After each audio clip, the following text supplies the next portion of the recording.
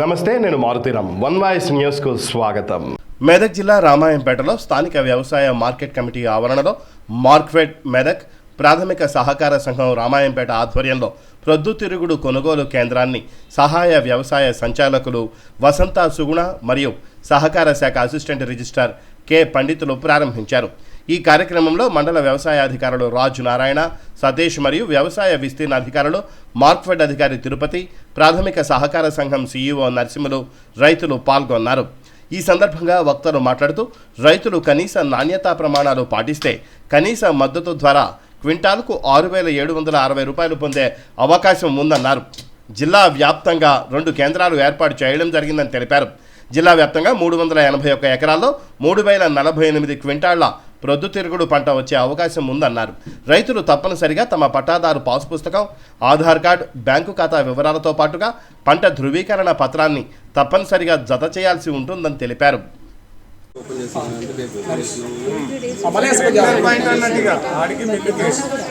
ఏ పనులు అయితే పోయినాయో వాళ్ళకి రెగ్యులర్ అటే ఇక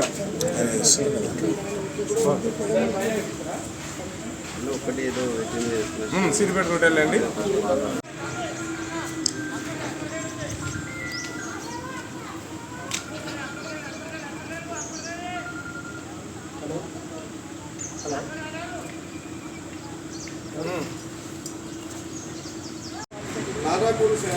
చెప్పారు ఏ విధంగా రావాలని అడిగారు.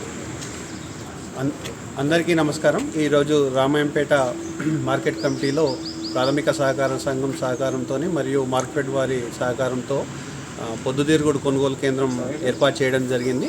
ఇది జిల్లాలో 2వ కేంద్రం. ఒకటి శంకరంపేట ఏలో ప్రారంభించబడింది, ఈరోజు రామంపేటలో ప్రారంభించబడింది. ముఖ్యంగా నిజాంపేట్, రామాయంపేట్, చేగుంట, అదేవిధంగా మెదక్ పరిసర మండలాల రైతులందరూ కూడా, పొద్దుతిరుగుడు వేసిన రైతులందరూ కూడా ఈ అవకాశాన్ని సద్వినియోగం చేసుకోవాల్సిందిగా కోరుతున్నాను. ముఖ్యంగా ప్రభుత్వ మద్దతు ద్వారా రైతులు కనీస నాణ్యత ప్రమాణాలు పాటించినట్టయితే మద్దతు ధర పొందే అవకాశం ఉంటుంది. క్వింటాల్కు 67-60 రూపాయల చొప్పున చెల్లించబడుతుంది.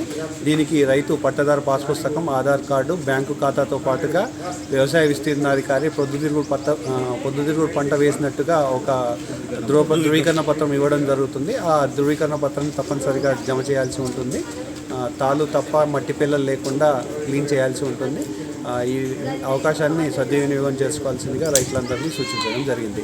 ఈ కార్యక్రమంలో సహాయ వ్యవసాయ సంచాలకులు శ్రీమతి వసంత సుగుణతో పాటుగా అసిస్టెంట్ రిజిస్ట్రార్ పండిత్ గారు మరియు వ్యవసాయ అధికారులు, వ్యవసాయ విస్తీర్ణ అధికారులు, రైతులు పాల్గొనడం జరిగింది.